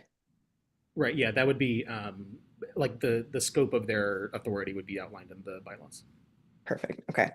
Or a charter or something, a division charter or something like that. Okay. All right. Any questions or objections to making this amendment? no, but I do just want to point out we have 5 minutes left technically. I don't know if anyone on the committee does have to leave, but if we could just hopefully stay and get this part finished because it's very key to our meeting Thursday, I would appreciate everyone. Yes, if we can stay, that would be great, and we can move the other items to the next meeting of the committee. I can stay, but I would propose to have 5 minutes break, just to Okay. drink water or go to the restroom. Do the other committee members need a break? Just a 5-minute break? Katie needs to leave by 1:50. By 1:50. All right. Would you be able to take your break now? I can. And okay. Yes, be right back. I won't. I'll try not to get too far. I'll just tee up the next provision. Perfect. All right. So then on this one, must transmit executive order. That's good. Oh, and then the chief of staff stuff, he said just to move that to the bylaws in case, or just to take it out of here and possibly move it to bylaws. I agree Yeah. with that because it's been difficult to have a chief of staff. It's just such a broad role. It's been Mhm. very difficult to get a student in that role who can actually execute that role. Got it. Yeah, and Yeah. there's nothing stating in the Constitution that we can't hire a chief of staff. So that option is still available. Yeah, so if we change our minds later, then we have it, but Okay. yeah. Alright. I will go ahead and get rid of that then. Another question from Peter relating to qualifications of candidates for office. We did write in here in the version that was approved back in April, executive officers must be able to actively participate in the daily operations of the GPSA, its programs and initiatives. Peter basically just asked, like, what's the point of this language? Or should it even really be something that's in the Constitution? Should we just move that to the bylaws? I think this was mostly just because we don't want to have a situation where someone gets elected to the position and then doesn't really participate in any GPSA stuff after they're elected. But if it would be better legally and just to streamline the adoption process, I would be fine just moving something like that to the bylaws. Yeah, I guess I would just ask, like, what does actively participate in the daily operations means? Because, like, I guess I'm thinking, like, what if we had an online only student, like a student in an online only program, does saying daily operations mean, like, if they're living in another state and they can't go meet with the president's office in person, are they not fulfilling their duties? Or if they can't, attend a board of regents because they're in a different area, they can't attend in person?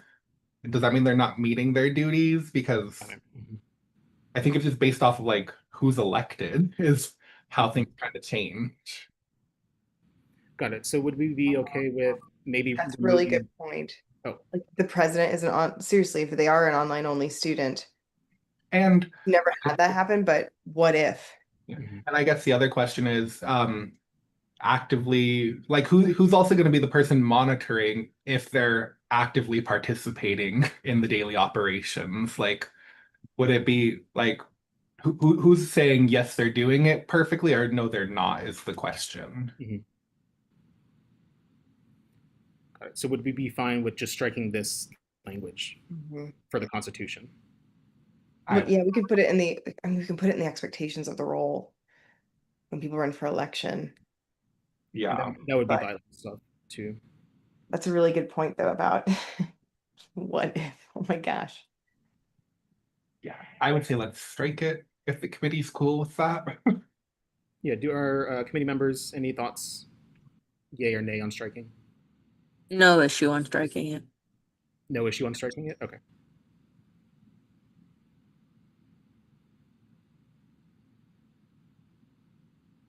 All right. Well, without hearing any other objection, I will just go ahead and strike that provision.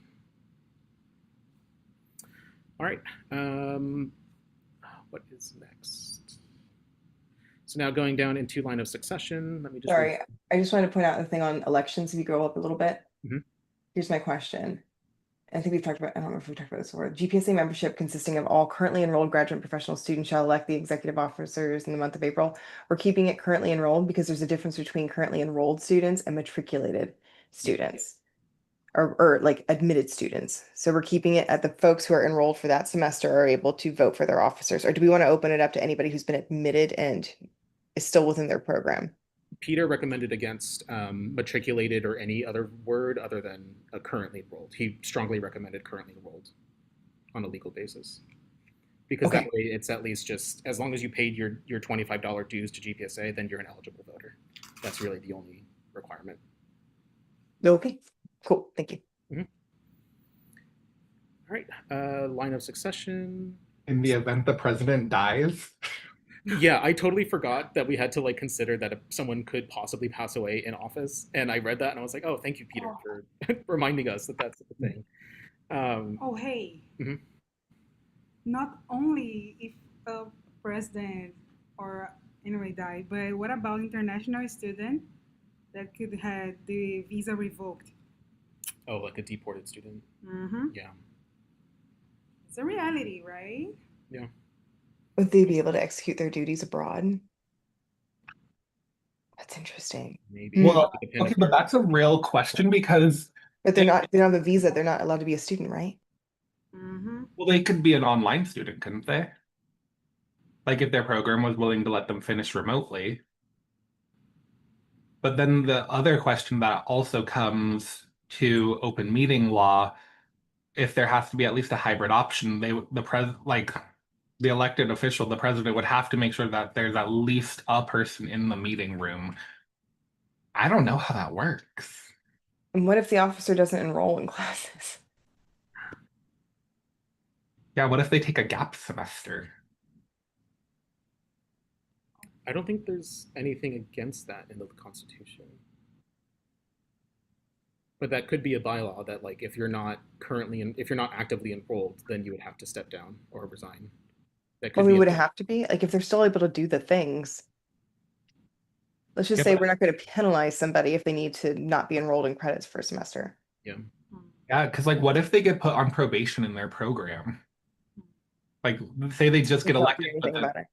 huh? There is language that they have to be in good academic standing, and we do outline what that means Oh, in the election rules. But if it happens later, not really okay. that's Cool. not our thing to get in between. Mhm.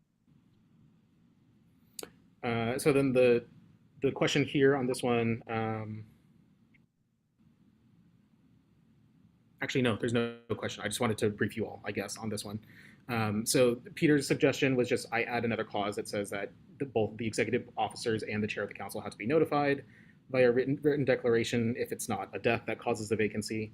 But yeah, so I guess we'll just go ahead and skip that one because there was no question really there to address. Should we say in the event of the president dies or resigns or is unable to execute the duties of office? Like, what if they go into a coma? Mm. see whenever the president dies or resigns. So what if we say in the event the president dies or becomes incapacitated?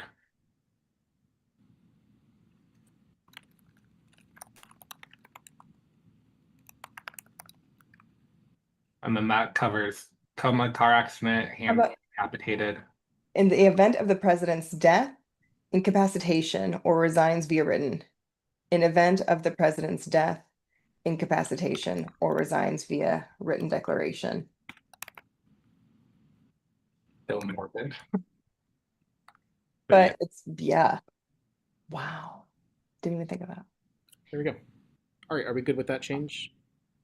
Can we just make resign say resignation? Or, yeah. Sentence alliteration, or in the event of the president's death, incapacitation, or resignation via written declaration to the executive officers Got it. and chair of the council. The vice president shall immediately assume the role of the president for the remainder of the term.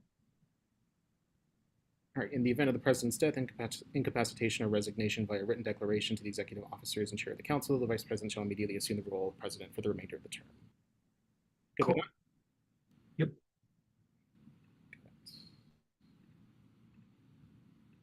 Go ahead and approve that. There is similar language in the other officers, so I'll just double check that language is updated after the committee meets, as long as everyone's okay with me making that change to the other officers. Works for me. Same. All right, next.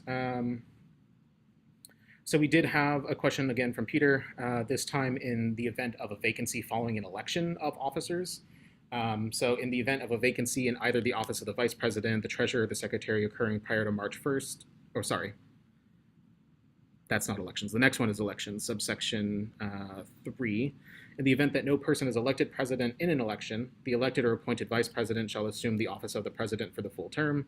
This is just an extension of the earlier provision that said that if the president dies, resigns, what have you, if there's a vacancy, the vice president will assume that position for the remainder of the term, and then the vacancy filling of the vacancy process under this subsection E would take effect to appoint a new vice president. It's pretty much just in line with most lieutenant governors, vice presidents. They're basically assumed that as part of that position, they can, at a moment's notice, be required to take on the head position of government in the case of the head's the vacancy in the head's position. And so Peter basically just asked if there is a situation where no one runs for president or no one's elected president after an election, if the vice president refuses, what happens there?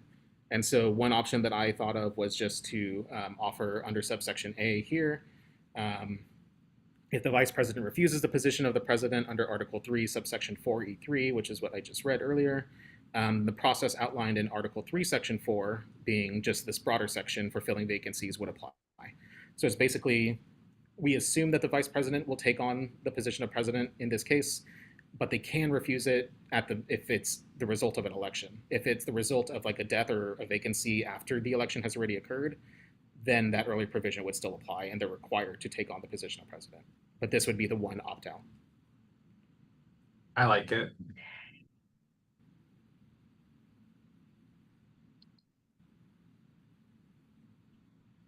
Right? No questions, concerns there? Okay. Seeing none and hearing, oh, there's a, oh, got it, okay. So I will resolve that comment. There was also a question, in the event that there are 2 vacancies in the executive officer positions, whether that's president, vice president, treasurer, secretary, if there's 2 or more vacancies after an election, the council has the power to authorize a special election. The question would be, when do we want that special election to take place? Would we want that to occur in September? Do we want to wait about like 4 months before that election takes place, or would we want them to authorize it to happen immediately in May? What are kind of our thoughts there? I think that we should do as like pertinent as or as quickly as possible. So like Okay. Yeah. I like this wording as is because it's so like I feel like there's so many things that happen in summer already, like the budget, the reviewing annual goals, you know, just the overall onboarding process. It already all happens in the summer, so it wouldn't make sense to wait until the start of the fall semester because whoever gets into that role is just going to be like in a chokehold trying to start school, start X, Y, and Z, like, you know, trying to be a student first and then also trying to come in as a new officer role. That seems like a lot. So I would say like post hastily, like as quick as possible. Yeah. Okay. Because we can't wait, right? Like if we have 2 vacancies, Mhm. we can't wait. Right, yeah, if it was like For- vice for a president, month, yeah. treasurer, that would be, yeah, that would be We huge can't. officers that, yeah. Okay, so then would we just want to do, following an election, the GPSA council may authorize a special election to fill such vacancies? Yeah, because then like There's no time stipulation, it's just simply they have the power to authorize it, and in that case, they would know that it's a pressing matter. What if these elections is it not the council, maybe in the council representatives between us, just to avoid losing time with nominations, like between us, you know what I mean? Or people who fills the executive board. Like the representatives would select someone Yeah. from within the council? No, or we are choosing, maybe like you, director, or attorney general, choosing these positions.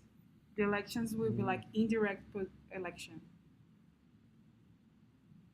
Is there an issue with the way we had it before? Is like if there's a vacancy during the election or somebody steps down, the executive board just simply opens it up, lets people apply, and then the executive board decides? Well, we still have that option, and that option still can apply here.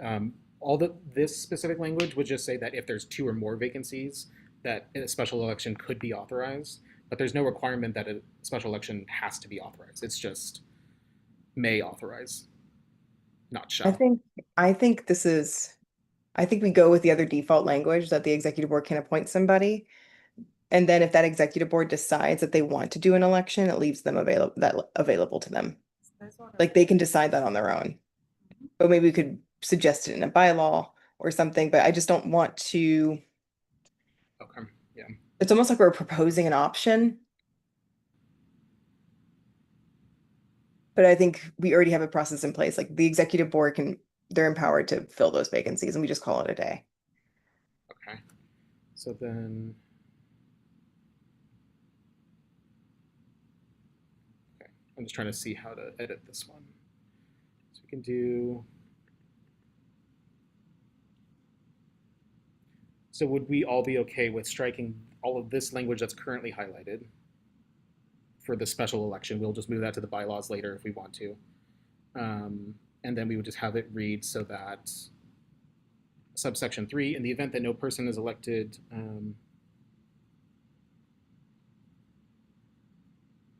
Wait, where did section 3 come from? so section 3 was just the vice president takes over as president if no president is elected. With the option that if the vice president would like to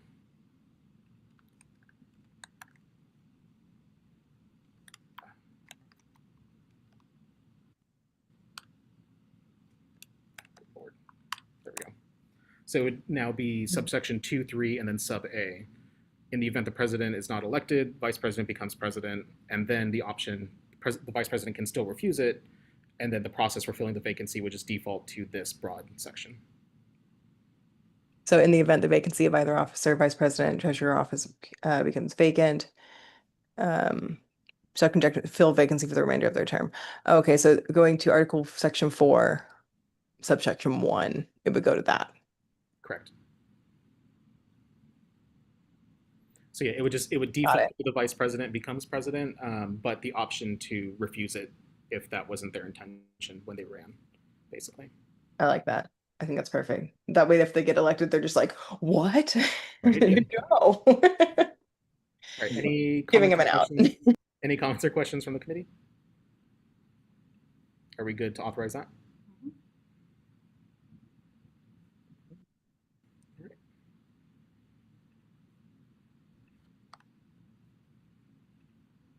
There we go. All right, next.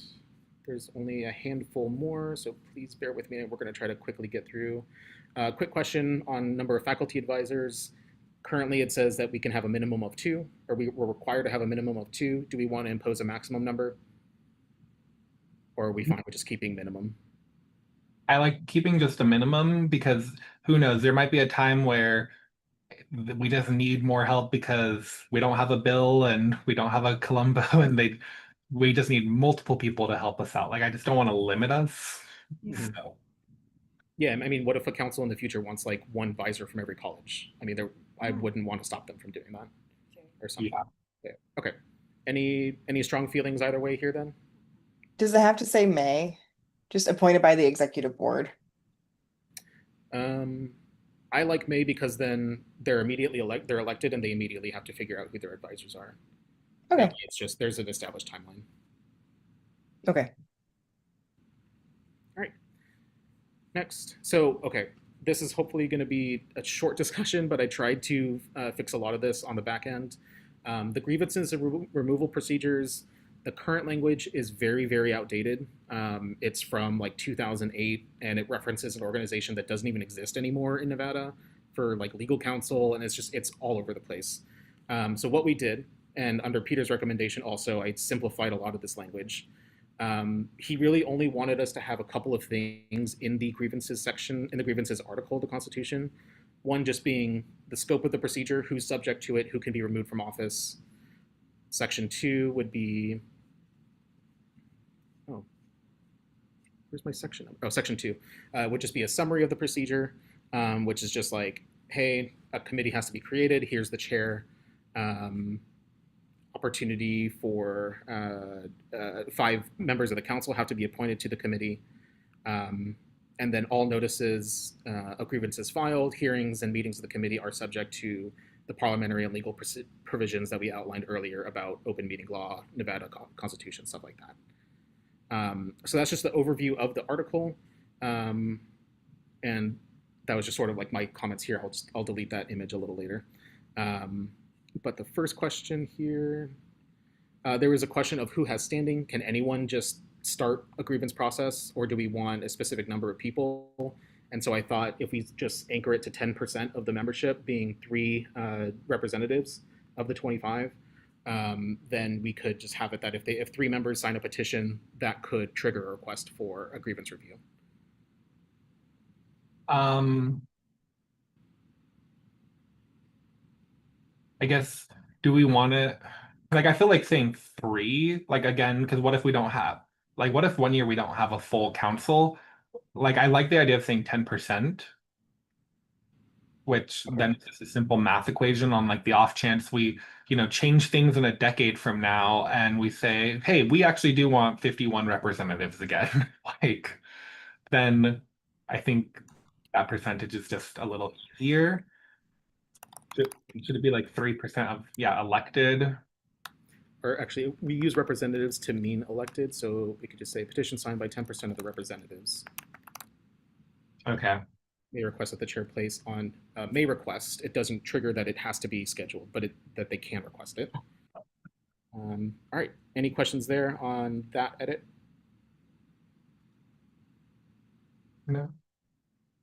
All right. Do we have anywhere where it says that the judicial power is vested in something? So we have this grievance thing, but we don't have anywhere where it actually says like the judicial power is vested in this entity. So we did have, Because remember we struck that from that one area where it says the legislative powers are within the council. yeah, so I should have put a comment here actually. There was a question from Peter that he struck judicial from the council, but then he doesn't apply judicial anywhere else. It's kind of like it's orphaned right now. Yeah, so but I think the article on grievances establishes that the judicial power to remove people is granted to the council. That is specifically stated.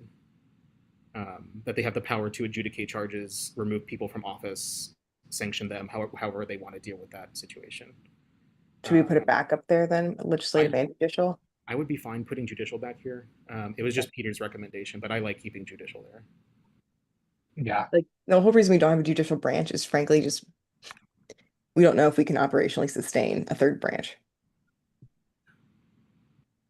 Yeah, it did something weird. Just Sorry, my screen off. screenshot. There we go. Okay, and then legislative. Oh, why is it doing that?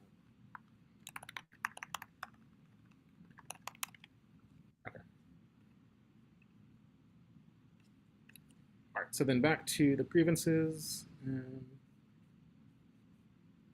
Here it is. Chair and secretary. Oh, so we did originally have that the chair, which would be the vice president, is responsible for all correspondences. Do we want to keep that, or do we want to make sure that correspondences are still handled by the secretary as delineated under the Constitution? I think that's a good power of the chair. Like, Okay. the chair is responsible for all correspondences, just like they're responsible for making sure committee or council members know about meeting dates, everything else.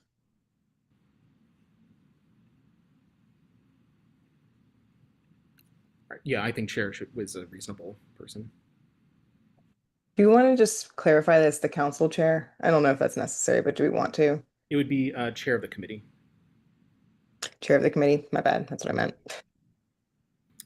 Yeah, it would be inferred upon anything under this article that it would be chair of the committee. Cool. Yeah. If it's specific to the chair of the council, I wrote out full chair of the council. Okay. Thank you. All right.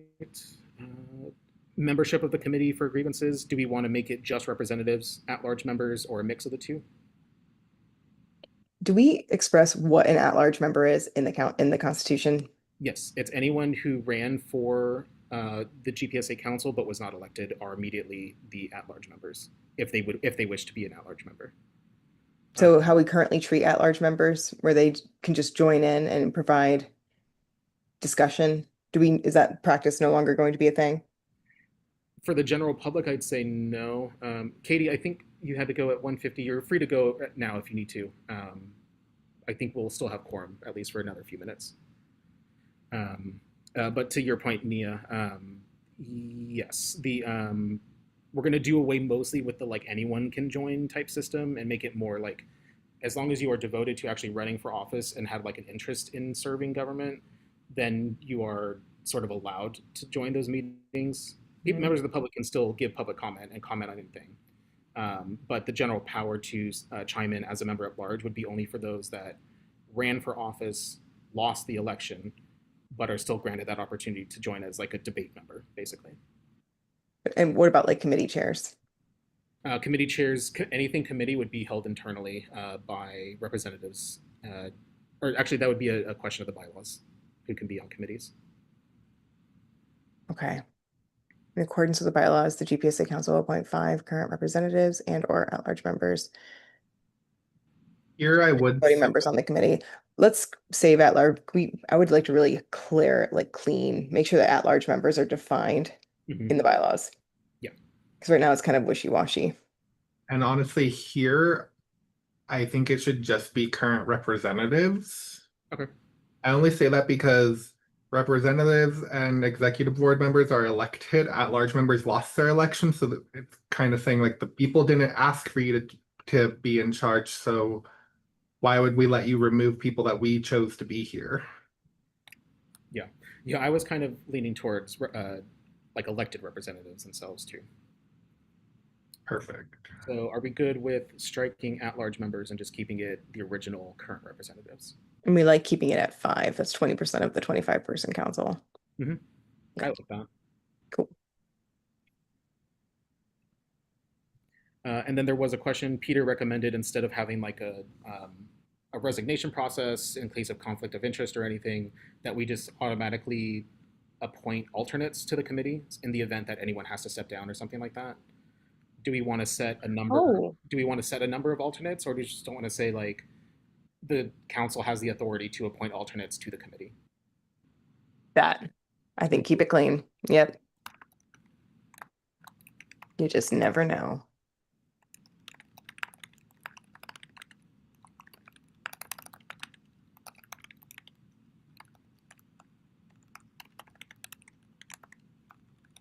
Actually, this is all the same sections. So we can just say committee to serve on the committee in the event of voting members' resignation or otherwise.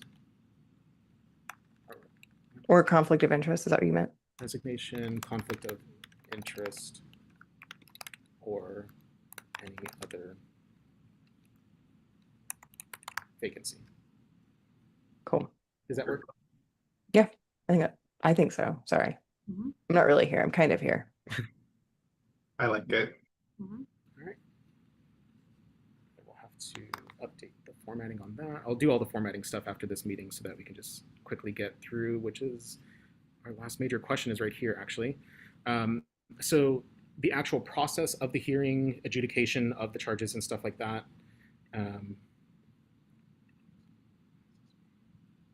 Oh, Katie, your question goes bylaws. So this version that we're approving today in the committee is going to go up for discussion on Thursday night, and then will be actually voted on by the council on Friday evening. Is that right, Trey?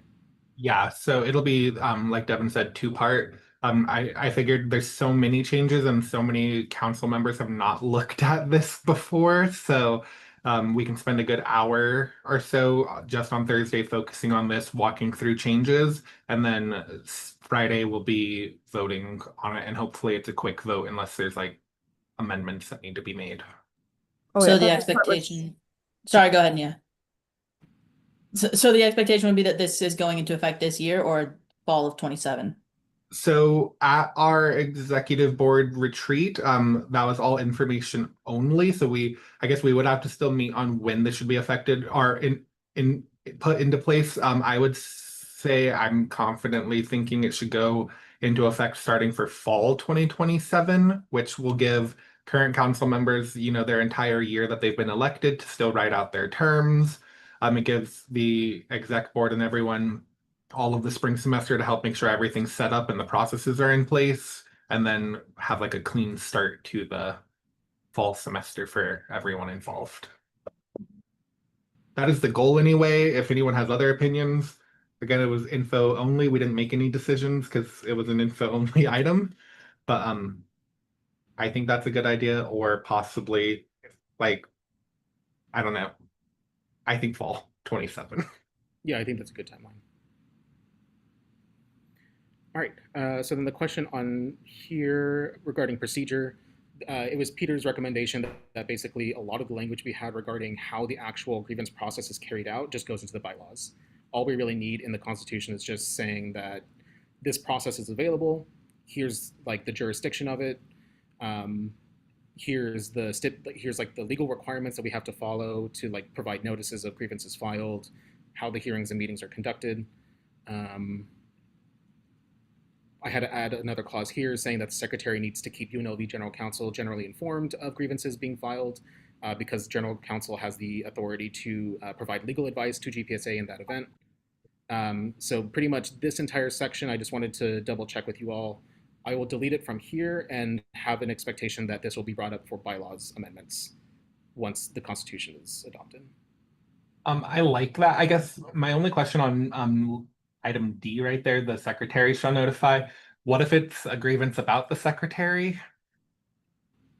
Like, And the provision that the president designates someone to carry out the secretary's duties would take place. okay, well, that makes sense. I guess I would just also say like, just because, or I guess I don't know. I don't know. Do you think in this case it would make more sense for like the GPSA business manager and advisor to also inform general counsel when this is going through? Like instead of I would leave the correspondence piece between the officers and general counsel. That should stay within the officers. okay. Because you guys are the ones with the elected authority. I'm support. So I think to have like a designated official role, I do think that like if there's a major issue, a grievance been filed, like it would be my job to make sure that you guys know to do that. Okay, that makes sense. But I would definitely recommend that the business manager get looped in. Yeah. No, And we can also address that in the bylaws also, like if the secretary is the respondent to the grievance, who takes over that duty or something like that. okay, I like that. And then I think the whole section E can be moved to bylaws. Awesome. Any objection to that then from the members? No. I'm just gonna put it, okay, cool. Yeah, I have the old version already with all that language. So I'll just use that as the template for the bylaws. Okay.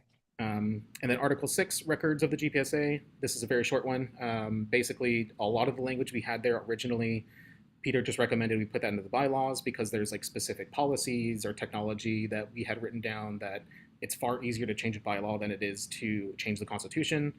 So really all he said was just in here, all digital copies of the Constitution and bylaws will be made accessible.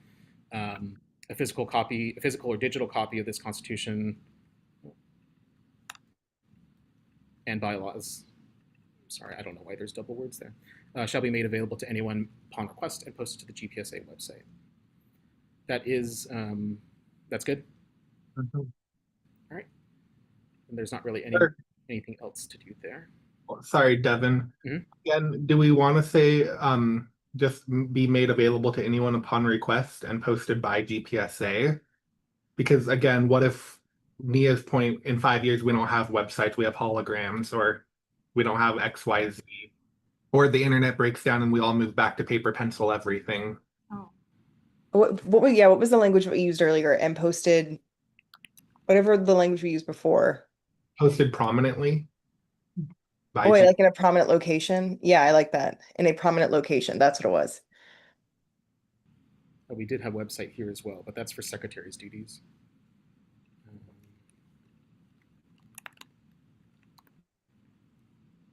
In a prominent location. Shall be Yeah, published in a prominent location. Yes, anywhere we have website, we could just say published in a prominent location. Published in a prominent location.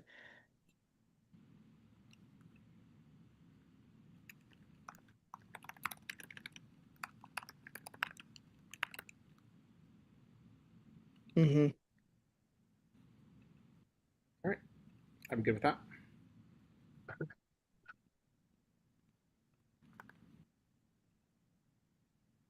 Update that color later.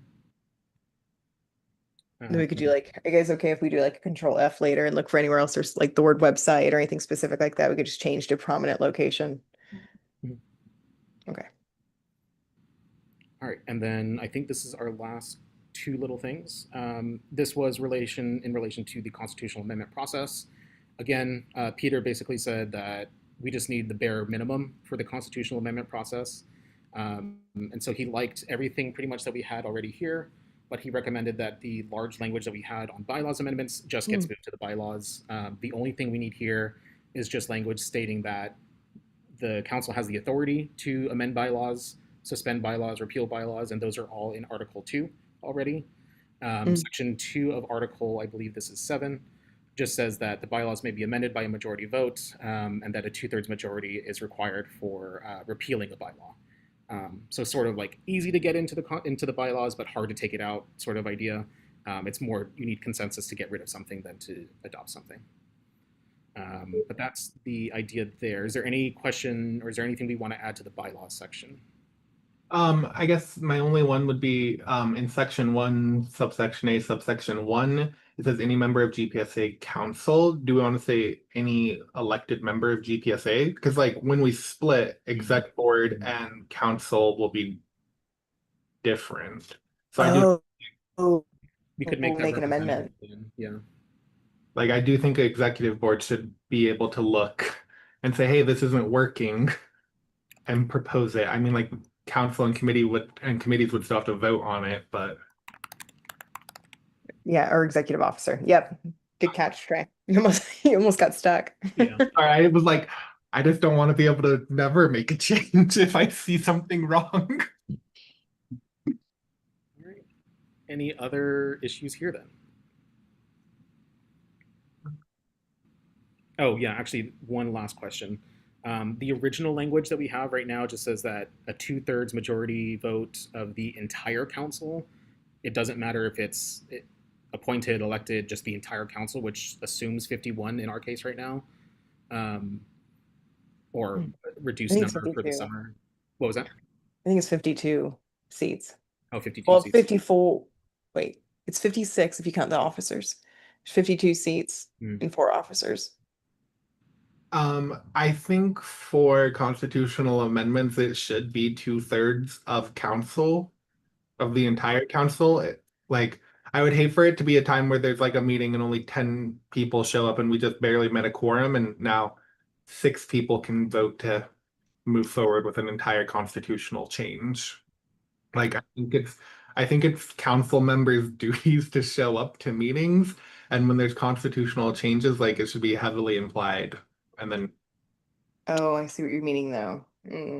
like I hate to limit it, but like it should be, It's a major question that should be addressed by everyone. yeah. So then a good question would be, do we want to tie it to a number? 2/3 of 25 would be 17, or do we want to say 2/3 of the elected membership? 2/3 of the elected membership, just in case again council changes and we have 11 people or 59 people. Hopefully whoever's doing this process in the future would be able to catch that, but I don't want them to like cut themselves at the ankle and say, well, here it says we need 17 people, and up here we said we have 100,000 people on council now. Like, you know. So then approval of the amendment requires a 2/3 majority vote of the elected representatives.